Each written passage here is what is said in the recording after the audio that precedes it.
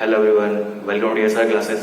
और आज की क्लास में हम स्टार्ट क्या करने वाले हैं, डेटा स्ट्रक्चर्स की एक नई यूनिट जिसको हम कहते हैं ग्राफ्स। कि बेसिकली ग्राफ्स क्या होता है। अभी तक हमने काफी डेटा स्ट्रक्चर की यूनिट्स को कवर करा है, जैसे ट्रीज हो गए हमारे, स्टैक, क्यू, लिंक लिस्ट, ये सब हमने कवर कर चुके हैं। अब हम स्टार्ट करने वाले हैं ग्राफ से। सो इस वीडियो में हम डिस्कस करेंगे कि बेसिकली ग्राफ्स होते क्या हैं और इसके यूज क्या होते हैं, क्योंकि किसी भी टॉपिक को स्टार्ट करने से पहले उस टॉपिक को डिटेल में समझना काफी जरूरी है। तो ये हमारे लिए एक तरह की इंट्रोडक्शन वीडियो होगी ग्राफ्स के लिए, जिसमें हम ग्राफ्स को एकदम डिटेल में अच्छे से समझेंगे। ग्राफ्स बेसिकली होते क्या है डेटा स्ट्रक्चर्स के अंदर और इसके यूजेस क्या क्या होते हैं। तो चलिए स्टार्ट करते हैं। So guys, let's start graphs in data structures. So first of all, what is a graph?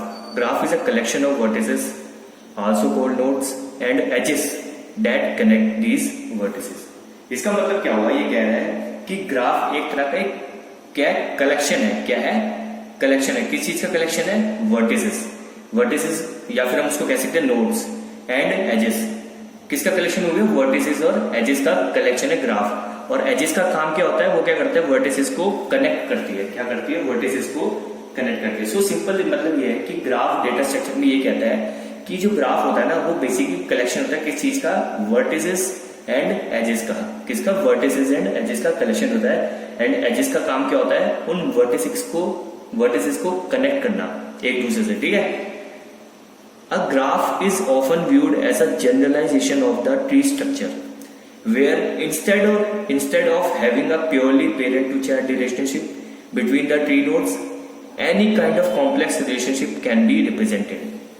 इस पॉइंट में ये क्या कहना चाहता है कि एक ग्राफ ना, इसको हम कह सकते हैं कि ये ट्री स्ट्रक्चर का जनरलाइजेशन है। क्या? ट्री स्ट्रक्चर का जनरलाइजेशन है। और ऐसा क्यों है? क्योंकि हमें पता है ट्री स्ट्रक्चर में क्या होता था कि एक प्योर रिलेशन होता था, पेरेंट टू चाइल्ड रिलेशनशिप होता था। इसका मतलब कि एक पेरेंट नोड होती थी। जैसे अगर मैं ट्री की बात करूं, ट्री में क्या होता था आपका कि पेरेंट नोड होती थी, उसके कुछ चाइल्ड होते थे, है ना। कि मतलब ट्री में अगर बात करें ट्री स्ट्रक्चर में, तो simple parent to child relationship ही होता था। लेकिन ग्राफ में क्या होता है, मतलब और भी कॉम्प्लेक्स रिलेशनशिप हो सकते हैं ग्राफ के अंदर। इसलिए उसको कहते हैं कि वो जनरलाइजेशन है। किसका? ट्री स्ट्रक्चर का जनरलाइजेशन है। क्योंकि ट्री स्ट्रक्चर में only parent to child relationship होता था प्योर, लेकिन ग्राफ में हमारे डिफरेंट काइंड ऑफ क्या कह सकते हैं, कॉम्प्लेक्स रिलेशनशिप भी होते हैं। और यू कैन से ग्राफ डिफरेंट मतलब कॉम्प्लेक्स रिलेशनशिप भी रिप्रेजेंट कर सकता है। सो इसलिए इसको कहते हैं कि वो जनरलाइजेशन है किसकी? ट्री स्ट्रक्चर की। अब इसका एक और वे है डिफाइन करने का ग्राफ को। वो क्या है?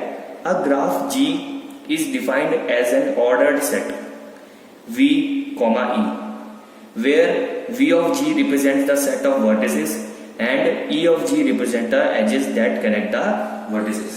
इस पॉइंट में ये क्या कहना चाहता है कि एक ग्राफ लेट से G, ठीक है, a graph G is defined as an ordered set V, E, कि एक ग्राफ को ना हम एक ऑर्डर्ड सेट की तरह डिफाइन कर सकते हैं। और वो सेट क्या है? Set of V, E। उसमें V ऑफ G क्या रिप्रेजेंट कर रहा है और यू कैन से V क्या रिप्रेजेंट कर रहा है कि सेट ऑफ वर्टिसेस, यानी कि ग्राफ के अंदर जो भी हमारे वर्टिसेस है ना, उसको रिप्रेजेंट करता है। और E ऑफ G, और यू कैन से इसमें सेट के अकॉर्डिंग E क्या रिप्रेजेंट कर रहा है? एजेस को रिप्रेजेंट करता है, जो कि इन वर्टिसेस को कनेक्ट करती है। ठीक है। अब एक एग्जांपल ले, ये होता है ग्राफ। ये कैसे? इसमें आप देख सकते हो, इसमें एक वर्टिस है A, दूसरा B, then C, then D, then E। So ये जो है ABCDE, ये क्या हो गए? हमारे वर्टिसेस। क्या हो गए? वर्टिसेस। और यू कैन से नोड्स हो गए। और ये जो एक एक वर्टिसेस के बीच में कनेक्शन है, जैसे A एंड D के बीच में एक कनेक्शन है, A एंड B के बीच में कनेक्शन है, B एंड D के बीच में कनेक्शन है, D एंड E के बीच में कनेक्शन है, B एंड C के बीच में कनेक्शन है, C एंड D के बीच में कनेक्शन है। सो हर एक नोड और यू कैन से हर एक वर्टिसेस के बीच में कनेक्शन है, उसको हम क्या बोलते हैं? एजेस बोलते हैं। सो ये क्या हो गई? हमारी एजेस हो गई, जो क्या कर रही है? वर्टिसेस को कनेक्ट करती है। ठीक है। अब एक ग्राफ को हमें रिप्रेजेंट करना है, ठीक है, और वो कैसे होता है? V, E, इसका सेट होता है। सो अगर मुझे कहते हैं कि आज में आपको उसको सेट रिप्रेजेंट करना है, किसका? वर्टिसेस का सेट रिप्रेजेंट करना है, तो कैसे करेंगे? तो V ऑफ G क्या हो जाएगा इस केस में हमारा? इस ग्राफ के लिए, इस ग्राफ के लिए हमारा V ऑफ G क्या हो जाएगा? V ऑफ G उसने क्या बोला है कि सेट ऑफ वर्टिसेस है। क्या है? Set of vertices. तो सेट ऑफ वर्टिसेस में क्या क्या आ जाएंगे हमारे? वर्टिसेस कितने इसमें देखते हैं। पहला है A, तो पहला वर्टिस क्या हो जाएगा? A। दूसरा है B, then C, then D, then E। ये क्या हो गया हमारा सेट ऑफ वर्टिसेस हो गया, ठीक है, V ऑफ G, क्योंकि हमारे इसमें 5 ही वर्टिसेस थे और हमें पता है V ऑफ G क्या है, सेट ऑफ वर्टिसेस, और ये सेट है, सेट को ऐसे रिप्रेजेंट करते हैं और उसमें नंबर ऑफ वर्टिस जितने थे हमने लिख दिए, ठीक है। अब रिप्रेजेंट करते हैं कि इसमें मतलब नंबर ऑफ एजेस और you can say set of edges जो कि वर्टिसेस को कनेक्ट कर रहा है। तो इस केस में E ऑफ G क्या हो जाएगा हमारा, देखते हैं जरा। E ऑफ G हो जाएगा हमारा इस केस में, पहला देखो A से B कनेक्ट है ना, तो मतलब ये एक एज हो गई ए बी, क्योंकि 2 वर्टिसेस एक मतलब एक उससे एज से कनेक्ट है ना। तो पहला क्या हो गया ए बी। दूसरा देखो आप, दूसरा क्या होगा ए और डी, क्योंकि ए और डी भी तो कनेक्ट है एक दूसरे से, तो दूसरा हो जाएगा ए डी। तीसरा दे सकते हो बी एंड सी, है ना, बी एंड सी भी तो कनेक्ट है एक दूसरे से, बी एंड सी। चौथा B and D, B and D भी एक दूसरे से कनेक्टेड है, तो बी एंड डी भी हो जाएगा। पांचवा D and D, D and D भी ई भी तो एक दूसरे से कनेक्टेड है ना वर्टिसेस, तो डी एंड डी ये एक एज हो गई। And C and D, C and D भी तो एक दूसरे से कनेक्टेड है, तो छठा क्या हो जाएगा सी एंड ई। और ये क्या हमारा हो गया, सेट हो गया नंबर ऑफ एजेस का, कि हमारी कितनी एजेस है ग्राफ के अंदर, ठीक है। तो आपको समझ आ गया कि वीजी का रिप्रेजेंट करता है कि हमारा सेट ऑफ वर्टिसेस की कितने वर्टिसेस हैं, और ईजी का रिप्रेजेंट करता है सेट ऑफ एजेस जो कि वर्टिसेस को कनेक्ट करती है। तो नंबर ऑफ हमारे वर्टिसेस कितने हो गए 5 और नंबर ऑफ एजेस कितनी हो गई 6, है ना।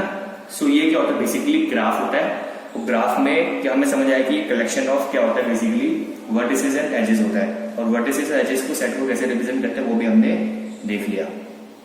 सो गाइस आप जरा ग्राफ्स के यूजेस को भी देख लेते हैं। So graphs are widely used to model any situation where entities or things are related to each other in pairs.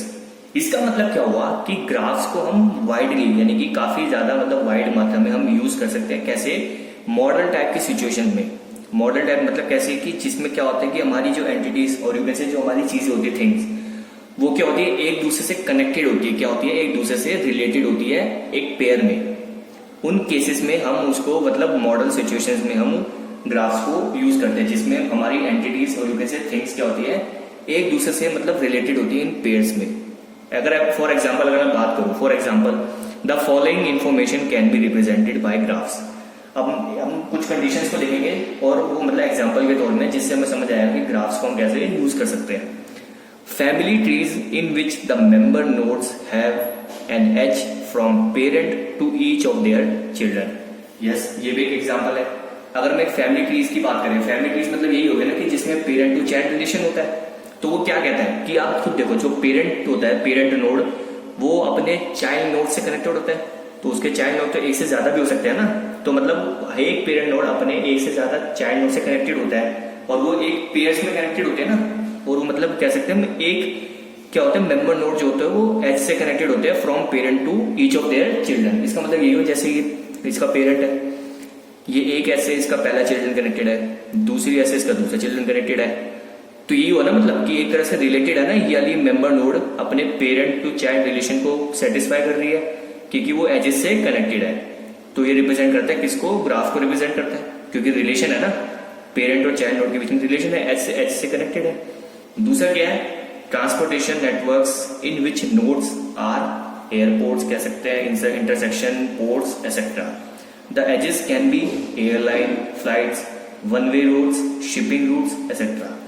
अगर हम ट्रांसपोर्टेशन नेटवर्क की बात करें तो हम एयरपोर्ट्स, इंटरसेक्शन हो गए, पोर्ट्स हो गए एक्सेट्रा, इन सबको हम नोड्स कह सकते हैं। क्या कह सकते हैं, नोड्स कह सकते हैं। और airline flights, one way roads, shipping routes etcetera, इन सबको हम एजेस कह सकते हैं। और ऐसा क्यों कह सकते हैं मैं आपको बताता हूं। सपोज करो एयरपोर्ट है, ठीक है, एक एयरपोर्ट है, उसको अगर मान लो आपने नोड मान लिया, ठीक है। अब एयरलाइन फ्लाइट्स, अब एक ही एयरपोर्ट के अंदर कितनी सारी एयरलाइन फ्लाइट्स हो सकती हैं। कोई एयरलाइन फ्लाइट कहीं और जा रही हो, किसी और डेस्टिनेशन में जा रही हो, दूसरी एयरलाइन फ्लाइट किसी दूसरी डेस्टिनेशन में जा रही हो, तीसरी वाली किसी और जगह जा रही हो। मतलब एक ही एयरपोर्ट के अंदर डिफरेंट हमारी एयरलाइन फ्लाइट्स अलग अलग डेस्टिनेशन में जा रही होगी, यानी कि एक एयरपोर्ट से डिफरेंट एयरलाइन एयरलाइन फ्लाइट्स क्या है, कनेक्टेड है ना। तो मतलब ये एक तरह से ग्राफ को रिप्रेजेंट कर रहा है ना, क्योंकि एक ही मतलब एक ही वर्टिसेस से डिफरेंट मतलब वर्टिसेस कनेक्टेड है with the help of edges. और आप कह सकते हैं कि इसमें देखो एक एयरपोर्ट से डिफरेंट एयरलाइन कनेक्टेड है, इसलिए एयरपोर्ट को हम कह सकते हैं कि नोड है, और यू कैसे नोड मतलब कि वर्टिसेस है, और जो हमारे एयरलाइन फ्लाइट्स है वो क्या हमारे एजेस है।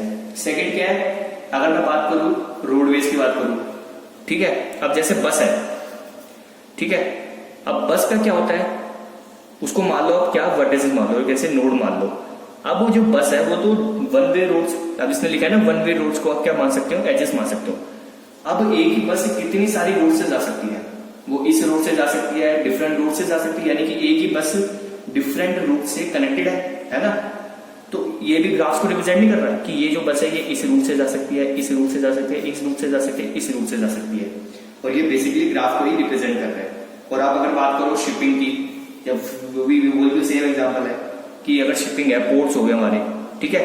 अब एक ही पोर्ट से मान लो डिफरेंट हमारी शिप्स है ना, एक ही पोर्ट में, और एक पोर्ट को हमने मान लिया क्या वर्टिस, और यू कैन से नोड मान लिया।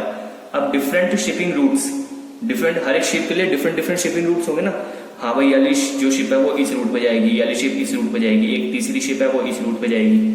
तो ये भी किस को रिप्रेजेंट कर रहा है, ये भी रिप्रेजेंट कर रहा है ग्राफ्स को। सो बेसिकली ये यूज होता है ग्राफ्स का, कि मतलब ये किसी मॉडल टाइप सिचुएशन को रिप्रेजेंट करते हैं, ठीक है, जिसमें क्या होता है कि जो चीजें होती है और जैसे एंटिटीज होती है वो एक दूसरे से रिलेटेड होती है पेयर्स में।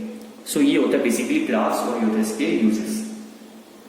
सो गाइस, आई होप आपको अच्छे से समझ आ गया होगा कि बेसिकली ग्राफ्स क्या होते हैं। इस वीडियो में हमने ग्राफ्स को अच्छे से डिटेल में एक्सप्लेन करा, अच्छे से उसको समझा, उसके एग्जांपल्स को देखा।